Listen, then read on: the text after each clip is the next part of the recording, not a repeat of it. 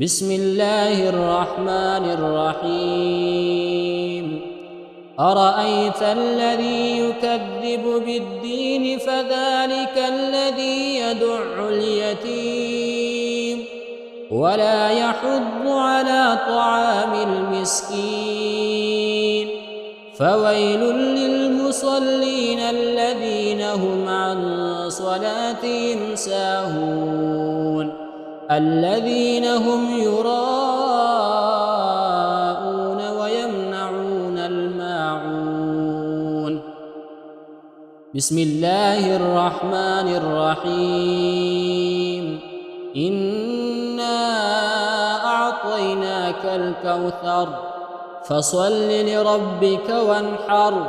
إن شانئك هو الأبتر